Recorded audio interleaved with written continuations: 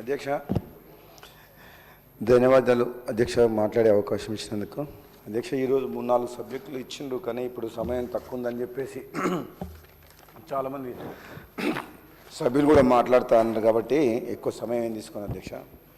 అధ్యక్ష ముఖ్యంగా ఈరోజు ఉన్న సబ్జెక్ట్స్లో ఈ స్కూల్ ఎడ్యుకేషన్ గురించి అధ్యక్ష. ఎడ్యుకేషన్ సిస్టమ్ మీద ఇప్పుడు ముఖ్యమంత్రి గారు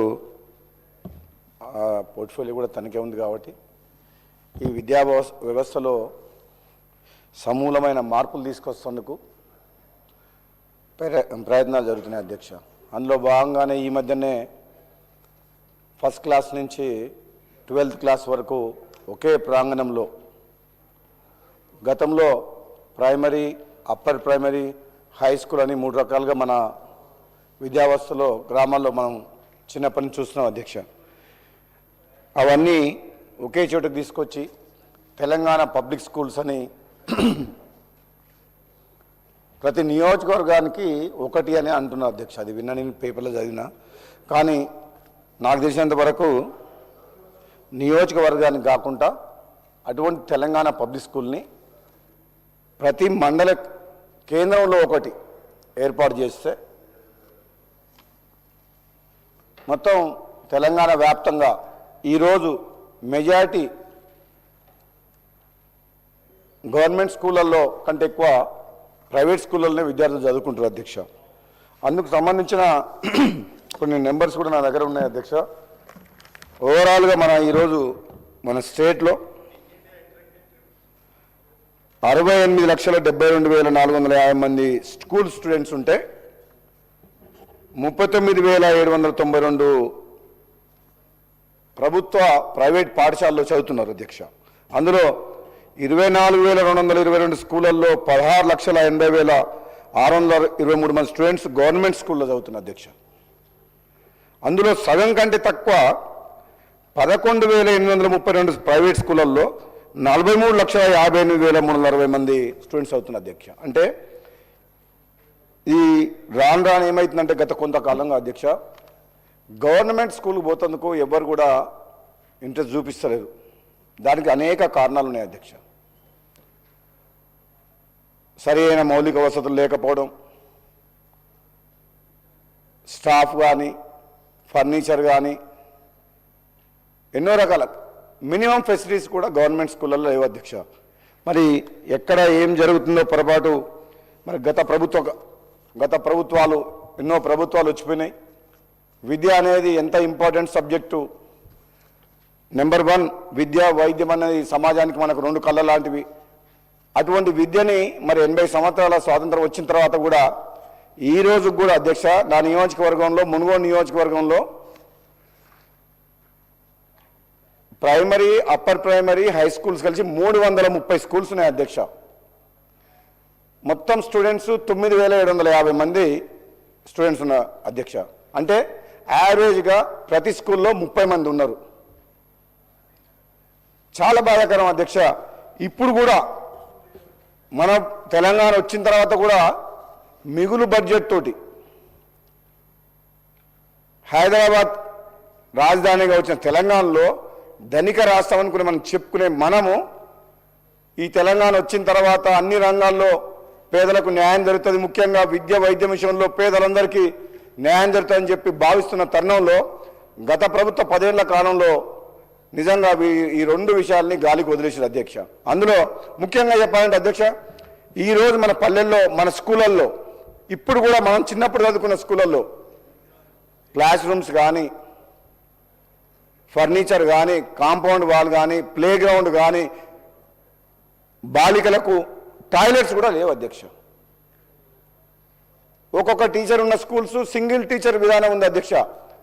ఒకటే టీచర్ ఉంటాడు ఫస్ట్ క్లాస్ నుంచి 5th క్లాస్ కాదు. నాకు ఇంతవరకు అర్థం కాలే. అక్కడ 100 మంది స్టూడెంట్స్ ఉంటారు, ఒకటే టీచర్ అధ్యక్ష. ఒకటే టీచరు ఆ స్కూల్ మొత్తం రన్ చేస్తారు అధ్యక్ష. నేను ప్రభుత్వానికి మీ ద్వారా ముఖ్యమంత్రి గారికి నా విజ్ఞప్తి ఏంటంటే అధ్యక్ష, ఈ సింగిల్ టీచర్ ఉన్న ప్రైమరీ స్కూల్స్ని ప్రీ స్కూల్స్గా కన్వర్ట్ చేయాలి అధ్యక్ష. ప్రీ స్కూల్గా కన్వర్ట్ చేస్తే నర్సరీ ఎల్కేజీ యూకేజీ వరకు ఆ స్కూళ్ళు అప్పుడున్న ఇన్ఫ్రాస్ట్రక్చర్ సరిపోద్ది అధ్యక్ష. రిమైనింగ్ ఇప్పుడు మనం ఏదైతే అనుకుంటున్నామో ప్రభుత్వం ఆలోచిస్తుందో సరౌండింగ్లో నియరెస్ట్లో మేజర్ విలేజ్లో ఎక్కడైతే క్లస్టర్ స్కూల్గా ఏర్పాటు చేసి 1వ తరగతి నుంచి 12వ తరగతి వరకు ఇంటర్మీడియట్ విధానం తీసేసి 11th 12th క్లాస్ పెడతా అంటారు. కాబట్టి అది చాలా మంచి ఆలోచన. ముఖ్యమంత్రి గారు విద్యాశాఖ మంత్రిగా ఉన్నారు కాబట్టి ఆ పోర్ట్ఫోలియో నిర్వహిస్తున్నారు కాబట్టి దాన్ని కూడా సమూలమైన మార్పులు తీసుకురావాలని చెప్పి తెలంగాణ విద్యారంగంలో ఆ తెలంగాణ పబ్లిక్ స్కూల్లో ప్రతి మండల కేంద్రంలో ఒకటి మామూలుగానైతే ఇప్పుడున్న పరిస్థితుల్లో అధ్యక్ష ఈ లెక్కల ప్రకారం చూస్తే గవర్నమెంట్ స్కూల్స్ కానీ కాలేజీలు కానీ కంటే ఎక్కువ ప్రైవేట్ దగ్గరనే ఎక్కువ స్ట్రెంత్ ఉంది అధ్యక్ష. అంటే దాన్ని బట్టి అర్థమవుతుంది అధ్యక్ష, మనం సమాజంలో 75% మధ్యతరగతి పేదవాళ్ళు ఉంటారు అధ్యక్ష. వాళ్లకు విద్య వైద్యం అందించాల్సిన బాధ్యత మన ప్రభుత్వం మీద ఉంది. కానీ ఈరోజు రివర్స్ ఉంది అధ్యక్ష. 75% పీపుల్ ప్రైవేట్ స్కూళ్ళలోకి పోతుండ్రు, ప్రైవేట్ కాలేజీలకు పోతున్నారు. 25% మాత్రమే గవర్నమెంట్ స్కూళ్ళల్లో గవర్నమెంట్ కాలేజీలో చదువుతుండ్రు. వైద్య రంగంలో కూడా అంతే ఉంది అధ్యక్ష. కాబట్టి దీన్ని ప్రభుత్వం సీరియస్గా తీసుకొని తెలంగాణ పబ్లిక్ స్కూల్స్ని పెద్ద ఎత్తున ఒకటి కాదు మండలానికి ఒక 3-4 స్కూల్ చేసినా కానీ రాబోయే రోజుల్లో ప్రైవేట్ స్కూల్కు ఎవరు కూడా పంపారు అధ్యక్ష. కేవలం మన దగ్గర ఫెసిలిటీస్ లేవు, సరి అయిన బోధన లేదు, బిల్డింగ్స్ లేవు, అన్ని రకాలుగా పట్టించుకునే నాదులు లేడు ఈ గవర్నమెంట్ స్కూళ్ళల్లో అన్న ఉద్దేశంతో పేదవాళ్ళు వాళ్ళు ఎంత కష్టపడైనా సరే చుట్టుపక్కల గ్రామాల ప్రైవేట్ స్కూల్కి ఏదైనా మా మండల హెడ్ క్వార్టర్కు ఆటోలలో బస్సులలో పంపిస్తున్నారు. కానీ గవర్నమెంట్ స్కూల్ ఊర్లోనే గవర్నమెంట్ స్కూల్ ఉంటుంది అధ్యక్ష, కానీ పిల్లల్ని పంపిస్తలేరు. నేను చాలా స్కూల్లో ట్రై చేసే స్కూల్ టీచర్స్ లేరు, స్టాఫ్ లేరు, క్లాస్ రూమ్స్ లేవు, బెంచెస్ లేవు. ఏం చేయలేక వాళ్ళు విలేజ్లోకి వెళ్ళి 12 కిలోమీటర్లు చిన్న చిన్న పిల్లల్ని పంపిస్తారు అధ్యక్ష. నేను మా మున్గోడు నియోజకవర్గం చూస్తే గవర్నమెంట్ స్కూల్లో 200-300 మంది హై స్కూల్లో ఉంటే అదే ప్రైవేట్ స్కూల్ ఉంటే 2000 మంది స్టూడెంట్స్ ఉంది అధ్యక్ష. అంటే దాని అర్థమైంది గవర్నమెంట్ స్కూళ్ళల్లో సరైన వసతులు లేవు, ఉన్నామా తిన్నామా తెల్లారిందా అన్నట్టే ఆ విధంగా నడుస్తుంది తప్పితే సీరియస్గా ఎడ్యుకేషన్ మీద గవర్నమెంట్ ఫోకస్ చేయాలి అధ్యక్ష. ఇప్పుడున్న పరిస్థితుల్లో ముఖ్యంగా మనం అన్ని సంక్షేమ పథకాలు పెడుతున్నాం, ఎన్నో రకాలుగా మనం పేదలకు అండగా ఉండాలనుకుంటాం. కానీ వాళ్ళకి విద్య విషయంలో మనం మొదటి నుంచే వాళ్ళ ఫౌండేషన్ స్ట్రాంగ్ చేస్తే వాళ్ళ కాలం మీద వాళ్ళు నిలబడితే ఎక్కడైనా వాళ్ళు చదువుకొని ప్రపంచవ్యాప్తంగా ఉద్యోగాలు వ్యాపారాలు ఏదో ఒకటి చేసుకొని బతారు అధ్యక్ష. ఒక వీక్ ఫౌండేషన్ ఉంటుంది. మనం మంచి ఎడ్యుకేషన్ ఇవ్వకపోతే, క్వాలిటీ ఎడ్యుకేషన్ ఇవ్వకపోతే చిన్నప్పటి నుంచి వాళ్ళకు స్పోర్ట్స్లో కూడా గేమ్స్లో కూడా ఒక ఫిజికల్ ఫిట్నెస్ కూడా ఇంపార్టెంట్ కాబట్టి వాటి మీద మనం ఫోకస్ చేయాలి అధ్యక్ష. అదేవిధంగా అధ్యక్ష హాస్టల్స్ విషయానికి వస్తే అధ్యక్ష ఉదాహరణకు మా మున్గోడు నియోజకవర్గంలో 18 హాస్టల్స్ ఉన్నాయి అధ్యక్ష. KGBV girls hostels 6, BC residential Mahatma Jyotirao Phule girls hostel 1, boys 1, minority residential school boys hostel 1, ST residential hostel 1, SC residential school girls 1, boys 1, 2, Telangana residential general Choutuppal అంటే మీకు తెలుసు అధ్యక్ష సర్వెల్ ఇది మనం ఉమ్మడి ఆంధ్రప్రదేశ్లో 1970s పివి నరసింహారావు ఆధ్వర్యంలో అప్పటి ముఖ్యమంత్రి గారు ఆధ్వర్యంలో పెట్టిన సర్వెల్ స్కూల్ అందరికీ తెలుసు. అదేవిధంగా తెలంగాణ మోడల్ స్కూల్ ఎడ్యుకేషన్ అని చెప్పి 418 ఉన్నాయి అధ్యక్ష. ఎంత బాధాకరమైన విషయం అంటే అధ్యక్ష నేను ఆల్మోస్ట్ అన్నీ ఒకదాని తర్వాత 18 హాస్టల్స్ పోయినా అధ్యక్ష. పర్సనల్గా విజిట్ చేసిన హాస్టల్ల ఫెసిలిటీస్ ఎట్లున్నాయి. ఒక్కొక్క రెసిడెన్షియల్ హాస్టల్లో గర్ల్స్ బాయ్స్ దాంట్లో 300 to 400 మధ్యన ఉన్నారు అధ్యక్ష. అంటే అక్కడ పోయినప్పుడు నిజంగా కేజీబీవి మరి కూడా ఫస్ట్ నేను విజిట్ చేసిన అధ్యక్ష 360 మంది గర్ల్స్ ఉంటే 8 బాత్రూమ్లు 8 లాట్రిన్లు ఉన్నాయి అధ్యక్ష. వాళ్ళు నాతో మాట్లాడడం ఏంటంటే గర్ల్స్ మాట్లాడుకుంటా 3 అవర్స్ మేము లైన్లో నిలబడాలి సార్. మాకు సరిగా నీళ్ళు రావు, డ్రైనేజ్ సిస్టమ్ కరెక్ట్ లేదు. మీ 360 మంది గర్ల్స్ ఉన్నాం. ఈ బాత్రూమ్ల పరిస్థితి ఇది, ఈ లాట్రిన్ల పరిస్థితి అంటే నాకు ఆశ్చర్యం అనిపించింది. ఆ పిల్లలు వాళ్ళ తల్లిదండ్రులకు ఏం చెప్పుకోలేకపోతున్నట్టుండ్రు. వాళ్ళ కళ్ళలో నీళ్ళు చూసిన అధ్యక్ష నేను. డైనింగ్ హాల్ లేదు, కిచెన్ సరిగా లేదు, టాయిలెట్స్ లేవు, డ్రైనేజ్ సిస్టమ్ లేదు. డార్మెటరీ ఏదైతే డార్మెటరీ ఉందో అదే క్లాస్ రూమ్ డే టైంలో, నైట్ టైంలో డార్మెటరీ. ఫ్యాన్స్ లేవు, ఫర్నిచర్ లేదు, మెష్ లేదు, దోమలు ఉన్నాయి, గ్రౌండ్ లేదు, ఇక చెప్పుకుంటూ పోతే నేను చెక్ లిస్ట్ తయారు చేసిన అధ్యక్ష. ఒక 15 రకాల సమస్యలు ఏదైతే ఉండాలనో గర్ల్స్, పేద తల్లిదండ్రులు, కూలికో నాలుగో బయటోళ్ళు, వ్యవసాయ కూలీలో చిన్న చిన్న ఉద్యోగాలు చేసుకునే వాళ్ళు పిల్లల్ని హాస్టల్లో మన గవర్నమెంట్ మీద మన మీద నమ్మకంతో వేసిపోయిండు. నిజంగా అక్కడ హాస్టల్ వాడేనడితే నాకేం తెలియదు అంటది. 360 మంది ఉన్న హాస్టల్లో ఒక కుటుంబంలో మన పిల్లల్ని 2 పిల్లలు ఉంటే భార్యాభర్తలు నాకు ఎంత అలర్ట్గా ఉండి వాళ్ళని మానిటరింగ్ చేస్తాం అధ్యక్ష. 360 మెంబర్స్ గర్ల్స్ ఉంటే వాళ్ళని పట్టించుకునే నాదుడే లేదు. మన గవర్నమెంట్ మెస్ ఛార్జీలు 40% పెంచింది, కానీ మానిటరింగ్ లేకపోవడం వల్ల క్వాలిటీ పెరగలే. వాళ్ళు ఏమంటారు, పని చేయమంటే నేను అందరిని పిలిచి మాట్లాడినా, మాకు 9,500 రూపాయలు శాలరీ ఉంది, మాకు సరిపోవట్లేదు, మేము ఇన్ని గంటలు పని చేస్తున్నాం, మా శాలరీ 9,500 సార్ మాకు వచ్చేది నెలకు అని చెప్పి ఆ మహిళలు వంటగదిలో పనిచేసేటోళ్ళు, అసిస్టెంట్స్, స్వీపర్స్ మినిమం మాకు 15,000 శాలరీ ఇప్పేయండి అంటున్నారు అధ్యక్ష. మరి అటువంటి స్టూడెంట్స్ని మనము, ముఖ్యంగా గర్ల్స్ని టేక్ కేర్ చేయాలంటే వాళ్ళే సంతోషంగా లేనప్పుడు వాళ్ళు ఏం సర్వీస్ చేస్తారు అధ్యక్ష. కాబట్టి ప్రభుత్వం రెసిడెన్షియల్ హాస్టల్స్ విషయంలో మా దగ్గరనే 18 ఉన్నాయంటే ఓవరాల్గా నాకు తెలిసి ఒక్కొక్క నియోజకవర్గానికి 17-18 హాస్టల్స్ ఉన్నాయంటే దాదాపు 1800 ఉంటాయి అధ్యక్ష. దాదాపు 10 లక్షల మంది స్టూడెంట్స్ ఉండే అవకాశం ఉంది అధ్యక్ష. ఈ రకంగా ఈ రోజున్న విద్యా వ్యవస్థలో అన్నిటికంటే ఇంపార్టెంట్ అధ్యక్ష మన పిల్లల ఆరోగ్యం, వాళ్ళ చదువు, వాళ్ళ పోషకాహారం విషయంలో ఈ ప్రభుత్వం పేద విద్యార్థుల విషయంలో ఎఫోర్డబిలిటీ ఎంతమందికి ఉందో అధ్యక్ష. నాకు తెలిసినంత వరకు ఈ కార్పొరేట్ హాస్పిటల్లో, కార్పొరేట్ స్కూల్లో చదువుకునే స్తోమత, తల్లిదండ్రులకు చదివించే స్తోమత ఓ 10 to 15%, మ్యాక్సిమం 25%, అంతకంటే ఎక్కువ ఉండరు అధ్యక్ష. మరి ఆ 75% పేద కుటుంబాలకు, పిల్లలకు ఈ చదువు అందించాల్సిన బాధ్యత ప్రభుత్వం మీద ఉంది అధ్యక్ష. ఇది మరి ఈసారి బడ్జెట్లో మన ఫైనాన్స్ మినిస్టర్ గారు బట్టి విక్రమార్క గారు మరి నాకు తెలిసిన ఇన్ఫర్మేషన్ ఏంటంటే ఓవరాల్గా 3,24,000 కోట్ల బడ్జెట్లో నెంబర్ 1 ప్రయారిటీ చేయాల్సిన విద్యకు అత్యంత తక్కువ, అంటే 29 రాష్ట్రాల్లో తక్కువ బడ్జెట్ కేటాయించిన విద్య కేటాయించిన స్టేట్ తెలంగాణ స్టేట్ అధ్యక్ష. 8.2% పెట్టిందంట. 8.2%. నేను అదే అంటున్నా అధ్యక్ష, ఎందుకో ఎక్కడనో పొరపాటు జరుగుతుంది.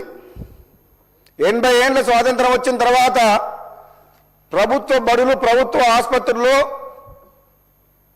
మన పిల్లలు చదువుకునే పరిస్థితి, పేదలు హాస్పిటల్ పోయే పరిస్థితి లేదు అనే విషయం మన అందరికీ తెలుసు అధ్యక్ష.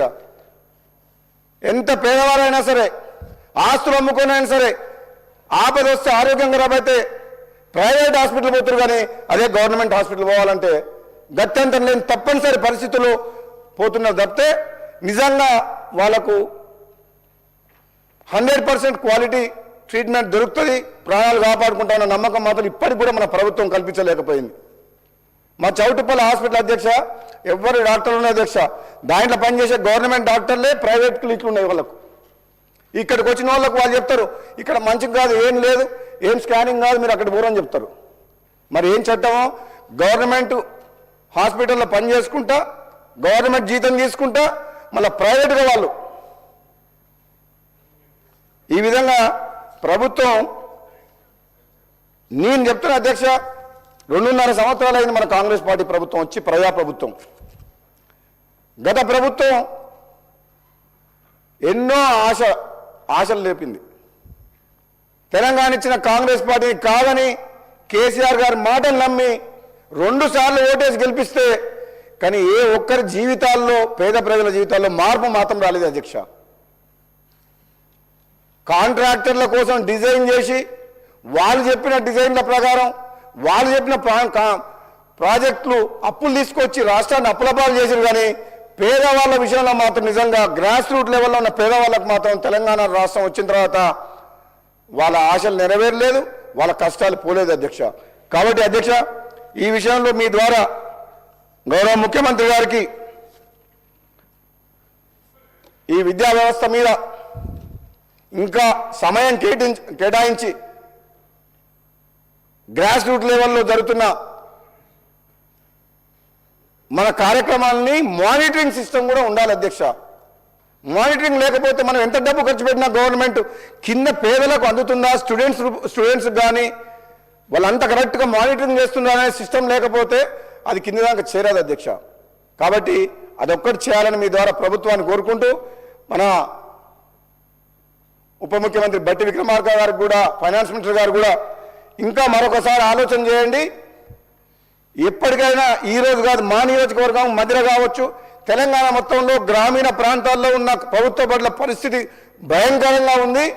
మనం వెంటనే దీని మీద చర్యలు తీసుకొని వీలైనంత ఎక్కువ బడ్జెట్ కేటాయించి పేదలకు అండగా ఉండి వాళ్ళ పిల్లల చదువు విషయంలో, రెసిడెన్షియల్ హాస్టల్ విషయంలో మెరుగైన సౌకర్యాలు కల్పించాలి అధ్యక్ష. ఎందుకంటే పిల్లల్ని మన మీద బాధ్యతతోటి పేద తల్లిదండ్రులు అప్పచెప్పి వెళ్ళిపోతుండ్రు. కానీ అక్కడ భయంకరమైన పరిస్థితులు అధ్యక్ష. నేను చెప్పిన స్కూల్లో నాకు బాగా అనిపించి, మా తల్లిగారి పేరు మీద కోమటిరెడ్డి సుశీలమ్మ ఫౌండేషన్ పేరు మీద వెంటనే నేను కస్తూరిబా స్కూల్కి ఇంజనీర్లు పంపించి, మా స్టాఫ్ని పంపించి దాదాపు 2.5 కోట్లు ఖర్చు పెట్టి క్లాస్ రూమ్స్, 30 బాత్రూమ్లు, 30 లాట్రిన్లు, డైనింగ్ హాలు ఇవన్నీ ఒక స్కూల్ కట్టగలిగిన అధ్యక్ష. 100% ఏదైతే చెక్ లిస్ట్ తయారు చేసినామో ఒక 90 డేస్ ప్రోగ్రాంలో ఆ స్కూల్ని కంప్లీట్ చేయించినాం అధ్యక్ష. అదేవిధంగా నేను బట్టి విక్రమార్క గారికి ప్రత్యేకంగా నేను విజ్ఞప్తి చేస్తున్నా అధ్యక్ష. ఎడ్యుకేషన్ విషయంలో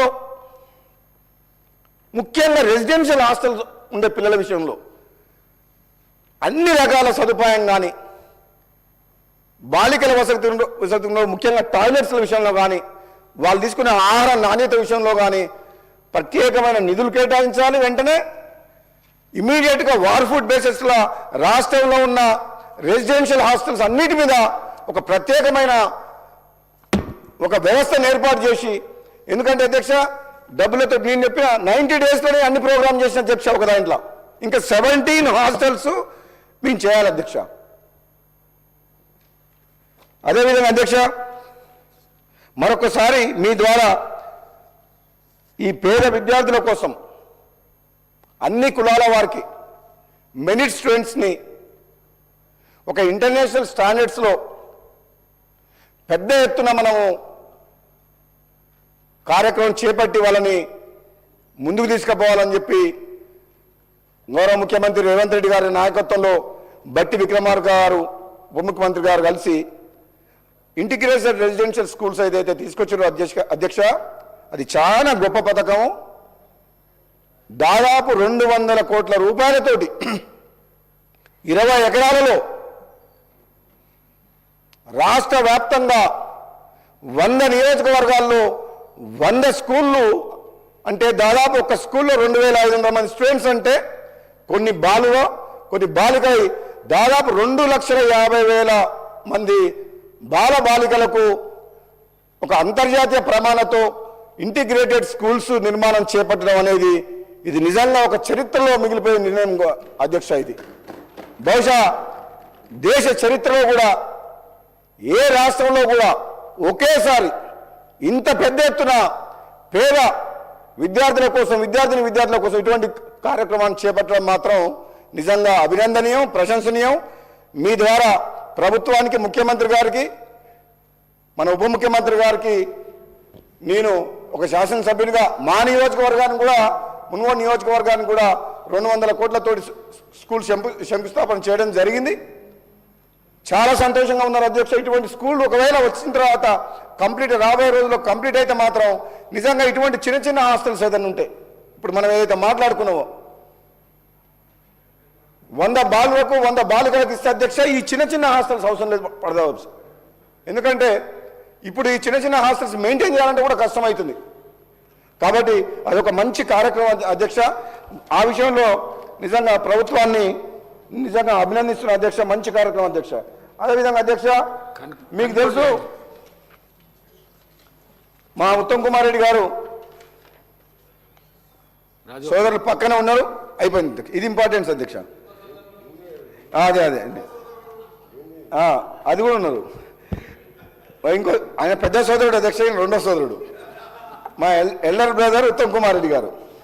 ఇద్దరు సోదరులు ఉన్న అధ్యక్ష ముందుగా ఉన్నారు. గతంలో తెలంగాణ రాకముందుకు మా జిల్లా సోదరులు చెప్తున్నా, మీరు రాష్ట్ర సోదరులు, మా జిల్లా సోదరులు ఈరోజు అధ్యక్ష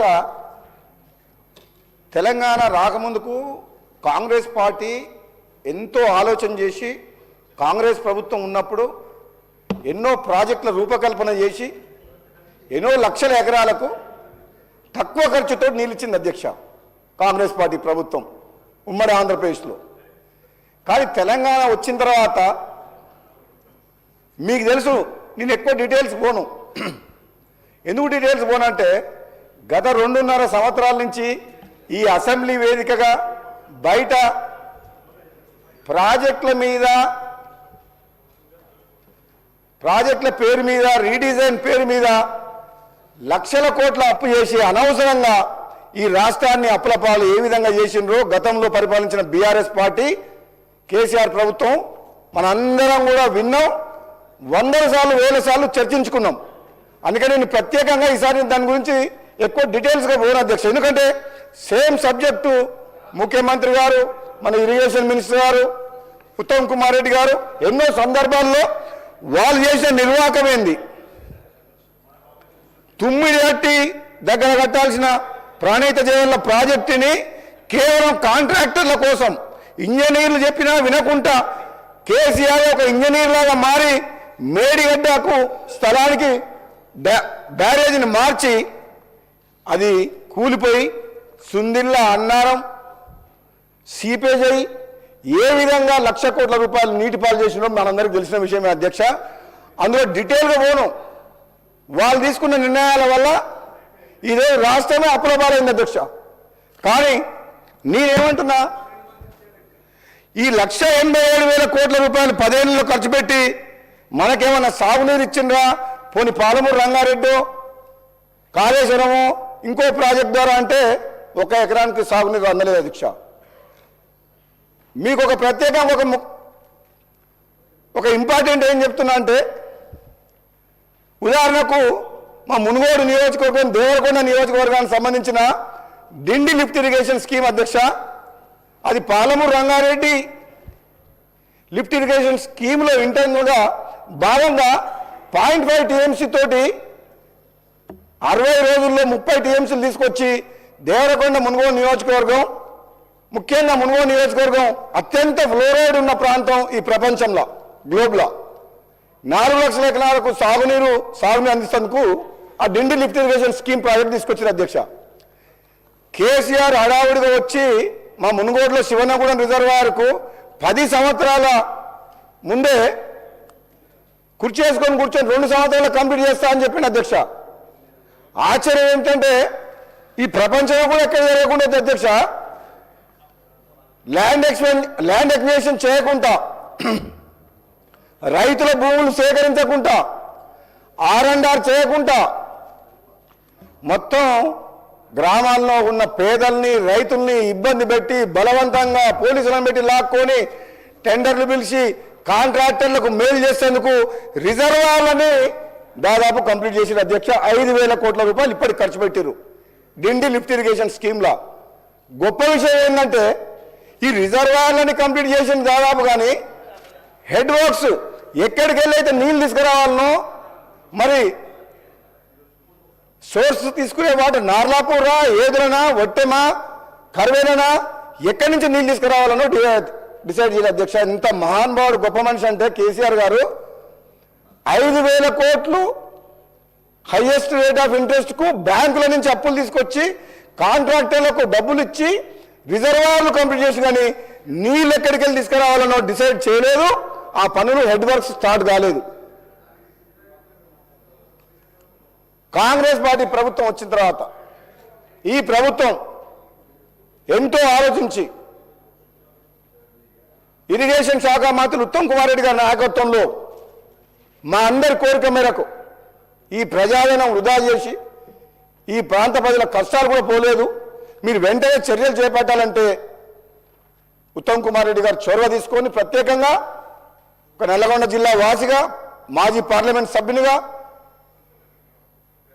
జిల్లా మంత్రిగా, ఇరిగేషన్ శాఖ మంత్రులుగా పట్టుబట్టి క్యాబినెట్ మీటింగ్లో ఒక 6-7 గంటల పాటు డిస్కస్ చేసి ఏదో నుంచి వాటర్ టన్నల్ ద్వారా 16 కిలోమీటర్ టన్నల్ ద్వారా తీసుకొచ్చి దాదాపు 4 లక్షల ఎకరాలకు ఆయకట్టుకు నీరు అందించాలని చెప్పి ప్రయత్నం మొదలుపెట్టిన అధ్యక్ష. మీ ద్వారా ముఖ్యమంత్రి గారిని, ఉత్తమ్ కుమార్ రెడ్డి గారిని, అలాగే ఆర్థిక శాఖ మంత్రి బట్టి విక్రమార్క గారిని ప్రత్యేకంగా నేను ఒక విజ్ఞప్తి చేస్తున్నా అధ్యక్ష. రిజర్వాయర్లు భూములు సాక్రిఫైస్ చేసిన రైతులు రిజర్వాయర్లు కంప్లీట్ అయినాయి కానీ కాలువ పనులు కాలేదు, హెడ్ వర్క్ స్టార్ట్ కాలేదు, కెనాల్స్ తోమలేదు. రిజర్వాయర్ కంప్లీట్ చేస్తే పొలాలకు నీళ్ళు ఎట్లా వస్తాయి అధ్యక్ష? కాలువలు తోమాలి, డిస్ట్రిబ్యూటర్ తోమాలి, హెడ్ వర్క్స్ కంప్లీట్ కావాలి. కానీ ఈ రోజు వరకు కూడా నత్తనడక నడుస్తున్న అధ్యక్ష పనులు. కాంట్రాక్టర్లు బిల్లులు లేవని చెప్పి ఎప్పుడు అడిగినా పనులన్నీ ఆపేసారు అధ్యక్ష. ప్రస్తుతానికి డిండి లిఫ్ట్ ఇరిగేషన్ స్కీమ్ వర్క్స్ మొత్తం ఆగిపోయినాయి అధ్యక్ష. చెప్తా, నాకేం భయం లేదు. అధ్యక్ష ఏమంటారు అంటే, నేను అధికార పార్టీ ఎమ్మెల్యేకి ఒక మాట చెప్తున్నావు బాధతోటి అధ్యక్ష. కేవలం మంత్రుల నియోజకవర్గంలో, ముఖ్యమంత్రి నియోజకవర్గంలో కాంట్రాక్టర్లు పనిచేస్తున్నారు, వాళ్ళు బిల్లు వస్తున్నాయి కానీ ఎమ్మెల్యేల నియోజకవర్గంలో మాత్రం బిల్లులు రావడం లేదు అధ్యక్ష. ఇది ఎందుకు? ఎమ్మెల్యే లేకుంటే ముఖ్యమంత్రి మంత్రులు ఉన్నారు అధ్యక్ష. ఈ ప్రభుత్వం ఉందా? ఈ ఎమ్మెల్యేలు అందరూ కలిస్తేనే ప్రభుత్వం గవర్నమెంట్ ఫామ్ అయింది. గవర్నమెంట్ ఫామ్ అయితేనే ముఖ్యమంత్రి మంత్రులు. మంత్రుల చుట్టూ అడుక్కోవాల్సిన పరిస్థితి, ముఖ్యమంత్రి దగ్గర బిల్లు కోసం పోవాల్సిన పరిస్థితి ఏంటి అధ్యక్ష? ఇది చాలా బాధాకరము. ఎమ్మెల్యేలకు ప్రయారిటీ ఇవ్వాలి. ఏదైతే మీరు టాప్ ప్రయారిటీలో మీరు అధ్యక్ష, గతంలో కేసీఆర్ గారు కానీ వాళ్ళ ప్రభుత్వం కానీ హరీష్ రావు గారు కానీ ఎప్పుడు కూడా ఉత్తమ్ కుమార్ రెడ్డి గారు ఏదైతే పనిచేసే విధానం ఉందో, ప్రభుత్వ సొమ్ము, ప్రజల సొమ్ము, ₹1 వృధా కాకుండా, అవినీతి జరగకుండా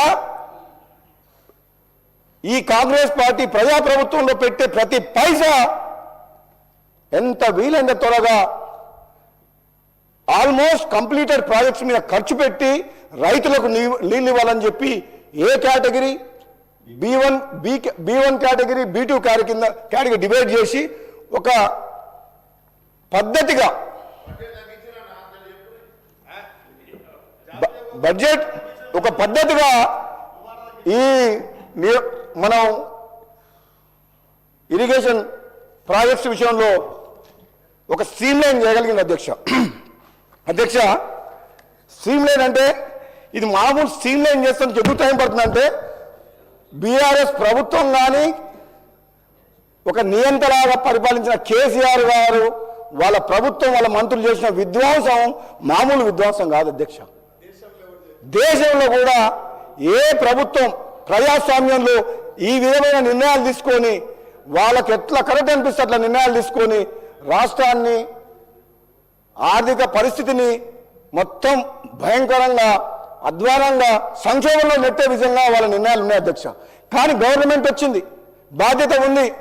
కాంగ్రెస్ పార్టీ తెలంగాణ ఇచ్చింది, కాంగ్రెస్ పార్టీ పేదల పార్టీ, ప్రజల పార్టీ, ఈ ప్రజాప్రభుత్వం ఏ విధంగా సరే ఇచ్చిన మాట కట్టుబడి ఈ పేదలకు అండగా ఉండాలి, ఇచ్చిన హామీ నెరవేర్చాలన్న సంకల్పంతో ముందుకు పోతుంది. కానీ నిజంగా ఇది ఒక ముళ్ళ కురీటం లాంటి ఇటువంటి సిచ్యువేషన్ అధ్యక్ష. ఈరోజు మన బడ్జెట్ వాళ్ళు చేసిన అప్పులకు మిత్తి అసలు కట్టుకుంటూ సంక్షేమ పథకాలను కొనసాగిస్తూ మళ్ళీ ఆర్థిక పరిస్థితిని గాడిలో పెట్టాల్సిన అవసరం ఉంది అధ్యక్ష. ఇది మామూలు విషయం కాదు. కానీ ఒకటే నేను ఉత్తమ్ కుమార్ రెడ్డి గారిని అడుగుతున్నా,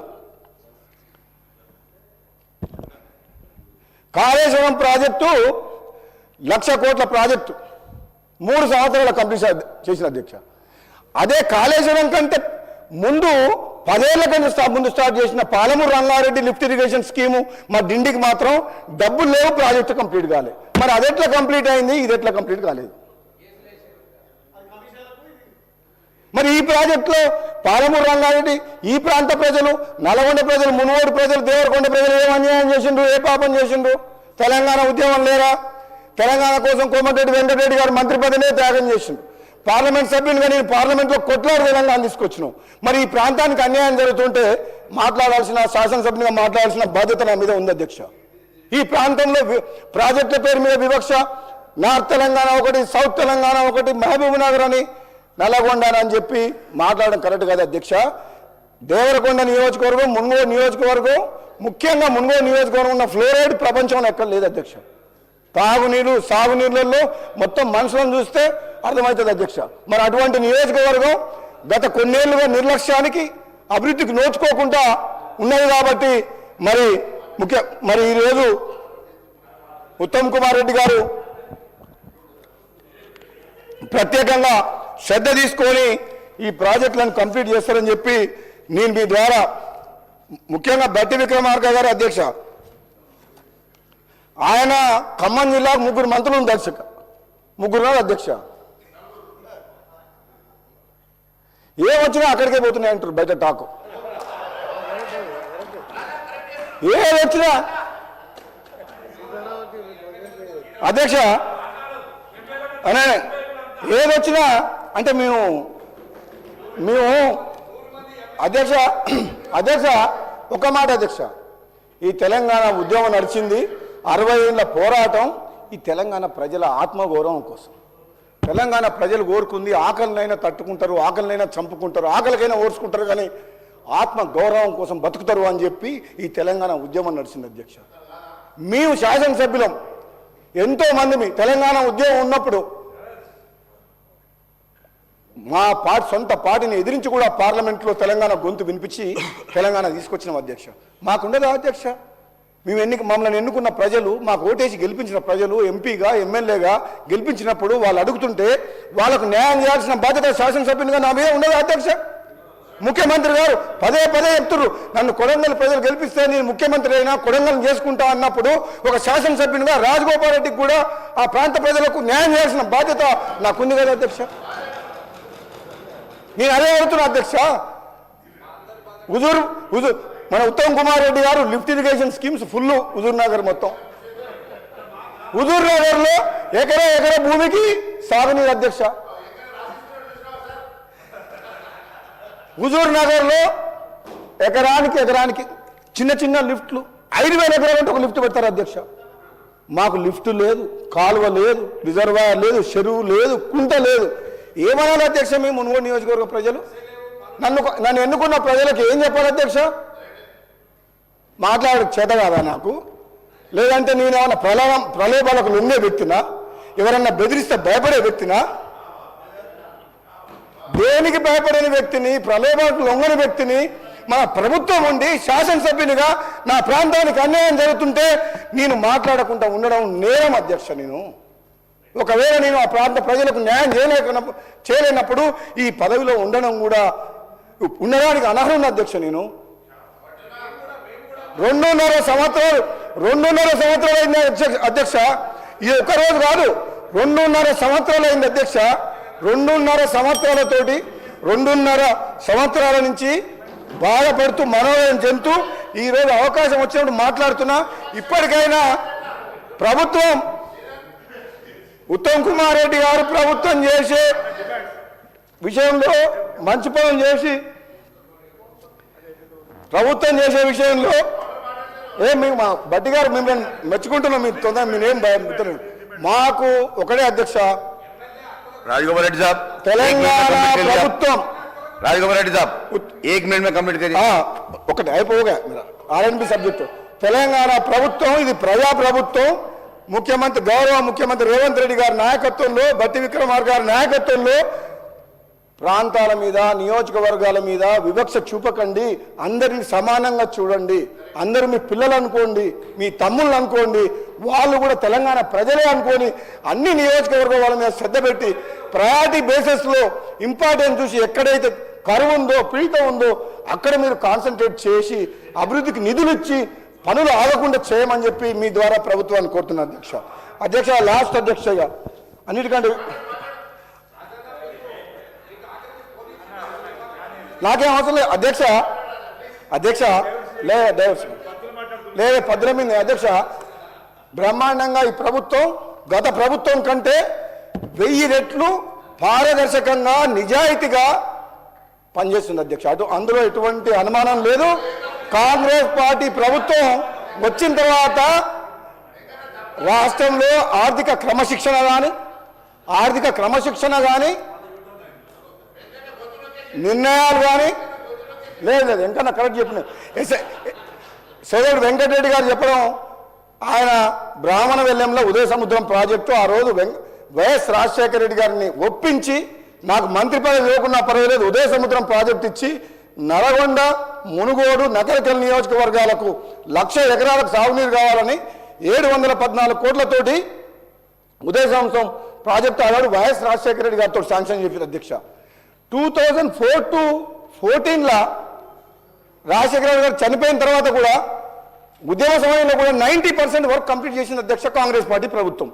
కానీ 2014 నుంచి 24 వరకు ఉన్న టీఆర్ఎస్ ప్రభుత్వము 10% వర్క్ కంప్లీట్ చేయకపోవడం వల్ల మన కాంగ్రెస్ పార్టీ వచ్చిన తర్వాత రిజర్వాయర్లకు ముఖ్యమంత్రి గారి చేతుల మీదుగా సోదరుడు వెంకటరెడ్డి గారు, మన ఇరిగేషన్ మంత్రి గారు సోదరులు ఉత్తమ్ కుమార్ రెడ్డి గారు, బట్టి గారు అందరూ వచ్చి ఆ రిజర్వాయర్ నింపారు అధ్యక్ష. మీ ద్వారా మీకు కోరుకునేది ఏంటంటే ఉదయ సంవత్సరం ప్రాజెక్టు కంప్లీట్ అయ్యి రిజర్వాయర్ కంప్లీట్ అయింది, కానీ కాలువలు కంప్లీట్ కాలేదు, పొలాలకు నీళ్ళు రావట్లేదు, ల్యాండ్ ఎక్విజిషన్ R&R పేమెంట్ లేదు, కెనాలకు టెండర్లు పిలవలేదు, పనులు కాలేదు. ఇప్పుడు సంవత్సరం అయింది అడుగుతున్నారు. కాబట్టి తొందరగా ఉత్తమ్ కుమార్ రెడ్డి గారిని మీ ద్వారా ఏంటంటే ఉదయ సముద్రం ప్రాజెక్టు సంబంధించిన కాలువలు కంప్లీట్ చేసి, ల్యాండ్ ఎక్విజిషన్ కంప్లీట్ చేసి, నిధులు ఇచ్చి 1,00,000 ఎకరాలకు మునుగోడు, నకరికల్, నల్గొండ నియోజకవర్గాలకు వెంటనే నీళ్ళు ఇవ్వాలని చెప్పేసి మీరు ఏ కేటగిరీలో పెట్టుకోలేదు. మంత్రి గారు ఉత్తమ్ కుమార్ రెడ్డి గారు ఏ కేటగిరీలో ఉదయ సముద్రం లేదు, దయచేసి దాన్ని ఏ కేటగిరీలో చేర్చాలని చెప్పి మీ ద్వారా అధ్యక్ష నేను మంత్రి గారిని కోరుకుంటాను అధ్యక్ష. ఇక లాస్ట్ పాయింట్ అధ్యక్ష, 1 minute అంతే, ఓన్లీ 1 minute లాస్ట్. ఇది ఫైనల్గా మా సోదరుడు వెంకటరెడ్డి గారి R&B శాఖకు సంబంధించిన అధ్యక్ష, మన తెలంగాణ రాష్ట్రంలో నేషనల్ హైవే 5,000 కిలోమీటర్లు, R&B 30,000 కిలోమీటర్లు, పంచాయతీరాజ్ 70,000 కిలోమీటర్లు, అర్బన్ రోడ్స్ దాదాపు 10,000 కిలోమీటర్లు ఉన్నాయి అధ్యక్ష. అర్బన్ రోడ్స్ అంటే మన హైదరాబాద్ సిటీలో మున్సిపాలిటీలు అన్నీ కలిపి ఈ మధ్యన ఒక మంచి పథకం ద్వారా హ్యామ్ రోడ్స్ అని తీసుకొచ్చిన అధ్యక్ష మన ప్రభుత్వం సోదరుడు వెంకటరెడ్డి గారు నాయకత్వంలో హ్యామ్ రోడ్స్ అని చెప్పి హైబ్రిడ్ అన్విటీ మోడల్లో జనరల్గా national highway authority of India వాళ్ళు టెండర్లు పిలుస్తారు అధ్యక్ష. హ్యామ్ రోడ్స్ దాదాపు ఈ మధ్యన ఈ హ్యామ్ రోడ్స్ ఒక 34 ప్యాకేజీలు దాదాపు 5-6 వేల కిలోమీటర్లు టెండర్లు పిలిచిన అధ్యక్ష. నేను మీ ద్వారా ప్రభుత్వానికి సూచన చేయదలుచుకున్న అధ్యక్ష ఈ విషయంలో. ఈ జనరల్గా R&B రోడ్స్ హ్యామ్ రోడ్లు పిలిచినప్పుడు ఆ కనెక్టివిటీ విషయంలో కొంచెం జాగ్రత్తగా ఉండాలి అధ్యక్ష. ఎందుకంటే ఈ జిల్లా నుంచి మండలాలకు ఉండాల్సిన ఈ R&B రోడ్ల విషయంలో కొన్ని రోడ్లు మీరు అన్నిటికన్నా ఇంపార్టెంట్ సబ్జెక్ట్ ఉంది అధ్యక్ష. కొన్ని రోడ్లు ఇంపార్టెంట్ రోడ్లల్లో ఒకప్పుడు చేసిన రోడ్లు కాబట్టి బ్లైండ్ టర్నింగ్స్ ఉంటాయి అధ్యక్ష, బ్లాక్ స్పాట్స్. ఇప్పుడు హ్యామ్ రోడ్ పిలిచినప్పుడు ఇన్ని ప్యాకేజీ పిలిచినప్పుడు ఎక్కడ కూడా మీరు ల్యాండ్ ఎక్వేషన్ పెట్టలేదు. ల్యాండ్ ఎక్వేషను మీరు 7 metre road Nalgonda to Choutuppal via Munugodu పోతుంది. 7 మీటర్ 10 మీటర్ చేస్తుండ్రు. చాలా ఊర్లునే మధ్యన, ఆ ఊర్లలో ఇండ్లు పోతాయి. ఎక్స్ట్రా ల్యాండ్ తీసుకోవాలి. ఆర్ఓడబ్ల్యూ రైట్ ఆఫ్ వే అని ఆర్ఓడబ్ల్యూ మీరు డిక్లేర్ చేసేసిండ్రు ఆర్ఓడబ్ల్యూ లోపల. కానీ ఆర్ఓడబ్ల్యూ చేసిన దగ్గర బ్లైండ్ టర్నింగ్స్ ఉన్న దగ్గర ఇటుపక్క అటుపక్క పొలాలు ఉంటాయి. ఇప్పుడు మనం దాన్ని ఇప్పుడు ఇంత హ్యామ్ రోడ్లు చేసేటప్పుడు జియోమెట్రికల్ డెవలప్మెంట్ అనేది ఇంప్రూవ్మెంట్స్ అనేది చేయాల్సిన అవసరం ఉంది. జియోమెట్రికల్ ఇంప్రూవ్మెంట్ చేయకుండా హ్యామ్ రోడ్స్ ఎట్లా ఇస్తున్నామంటే ఎగ్జిక్యూషన్ ప్లస్ 15 years మళ్ళీ మెయింటెనెన్స్ కూడా పెడుతున్నాం దాంట్లో. ఇప్పుడు ఇంత కష్టపడి వేల కోట్ల రూపాయలు ఖర్చు పెట్టినప్పుడు యాక్సిడెంట్ స్పాట్స్ని గుర్తించి కొన్ని 100 యాక్సిడెంట్ స్పాట్స్ ఉంటాయి అధ్యక్ష. నా నియోజకవర్గంలో ఒక 100 బ్లాక్ స్పాట్స్ ఉన్నాయి. ఇప్పుడు ఇన్ని వేల కోట్లు ఖర్చు పెడుతున్నావు, నువ్వు బ్లైండ్ టర్నింగ్స్ స్ట్రేట్ చేయాలి. ఒకప్పుడు వేసిన రోడ్లనే ఇప్పుడు వేస్తున్నావు. ఇప్పుడు స్ట్రేట్ చేయాలంటే ఆ రైతులు ఒప్పుకోరు. నీకు ఆర్ఓడబ్ల్యూ డిసైడ్ అయిపోయింది రైట్ ఆఫ్ వే ఇంతే, అందులో అదే రోడ్లకి వెళ్ళి చేసుకుంటూ పోతారు. ఇప్పుడు మనం దాన్ని స్ట్రేట్ చేయాలి, జియోమెట్రిక్ ఇంప్రూవ్మెంట్ చేయాలి. కాకపోతే అధ్యక్ష ఇది చాలా రోడ్ అధ్యక్ష ఒక్కడే నిమిషం అయిపోయింది లాస్ట్ 1 minute అధ్యక్ష. ఇది రోడ్ సేఫ్టీ అనేది నిన్న మీరు ఒక చూసిండ్రు అధ్యక్ష. ఒక్క నిమిషం, మన దామోదర నరసింహ గారు ఒక్కటే నిమిషం అధ్యక్ష. చాలా important, very important subject road safety విషయంలో నేను ఈరోజు మార్నింగ్ పేపర్లో చదివిన అధ్యక్ష. సంగారెడ్డి దగ్గర ఒక ఈనాడు పేపర్లో పొద్దున వచ్చింది, అది 7 గంటలకు చదివిన అధ్యక్ష. ఒక యువతి ఒక మహిళ 2 పిల్లల్ని బలవంతంగా చంపి తన ఆత్మహత్య చేసుకుంది. కారణం ఏంటంటే తన భర్త కొద్ది కాలం క్రితం యాక్సిడెంట్లో చనిపోయాడు. ఈరోజు మార్నింగ్ పేపర్లో వచ్చింది అధ్యక్ష, చదివిన. అది ఎవరు తప్ప అధ్యక్ష? మనము 90% యాక్సిడెంట్స్ హ్యూమన్ ఎర్రర్ తోటే అవుతున్నాయి. హ్యూమన్ ఎర్రర్, తాగి డ్రైవింగ్ చేయడమా, హెల్మెట్ పెట్టుకోకపోవడమా, ర్యాష్ డ్రైవింగ్ చేయడమా, అటువంటి కారణాలతో.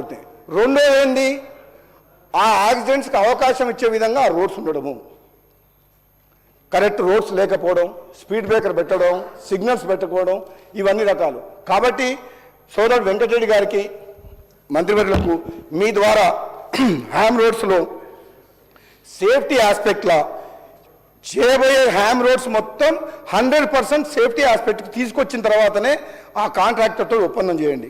ఇంకోటి అధ్యక్ష, ఈ హ్యామ్ రోడ్స్లో నేను ఒక స్టడీ చేసిన, ఇండిపెండెంట్ ఇంజనీర్స్ని ఫస్ట్ థర్డ్ పార్టీ కన్సల్టెంట్ని అపాయింట్ చేయాలి హ్యామ్ రోడ్స్ ఇవి. ఎందుకంటే నేను ఇన్ఫ్రాస్ట్రక్చర్ బ్యాక్గ్రౌండ్ నుంచి వచ్చినా కాబట్టి మా కంపెనీ పెద్ద రోడ్స్ చేసింది అధ్యక్ష. అరుణాచల్ ప్రదేశ్లో 250 కిలోమీటర్ రోడ్ చేసింది మా కంపెనీ. ఆ బ్యాక్గ్రౌండ్ నుంచి వచ్చినా కాబట్టి పెద్ద హ్యామ్ రోడ్స్కి ఏంటంటే ఇండిపెండెంట్ ఇంజనీర్స్ అని ఉంటారు. వాళ్ళని మనం ప్రభుత్వం అపాయింట్ చేయాలి థర్డ్ పార్టీ కన్సల్టెంట్ లాగా. అపాయింట్ చేసినప్పుడు ఏమవుతుందంటే అగ్రిమెంట్ అయ్యే లోపే వాళ్ళ ఇండిపెండెంట్ ఇంజనీర్ అపాయింట్ అయి ఉండాలి ఆ ప్రాజెక్ట్కి. అయితే ఏం చేస్తాడు, అగ్రిమెంట్ అయినప్పటి నుంచి ఆ కాంట్రాక్టర్ తోటి ఒక క్వాలిటీ రోడ్ని కన్స్ట్రక్షన్ చేయించే బాధ్యత, దాన్ని సర్టిఫై చేసి ఒక ప్రాజెక్ట్ మేనేజ్మెంట్ పిఎంసీ లాగా, ప్రాజెక్ట్ మేనేజ్మెంట్ కన్సల్టెన్సీ లాగా దగ్గరుండి కట్టించి ఆయన సర్టిఫై చేస్తే మనం పేమెంట్ ఇస్తాం. కాబట్టి ఈ హ్యామ్ రోడ్స్కు ఇమీడియట్గా మీరు టెండర్లు పిలిచి ఫస్ట్ ఇండిపెండెంట్ ఇంజనీర్లు అపాయింట్ చేయండి. ఆల్రెడీ మీరు టెండర్లు పిలిచిండ్రు, 34 ప్యాకేజ్ కాంట్రాక్టర్ టెండర్లు పార్టిసిపేట్ చేసిండ్రు.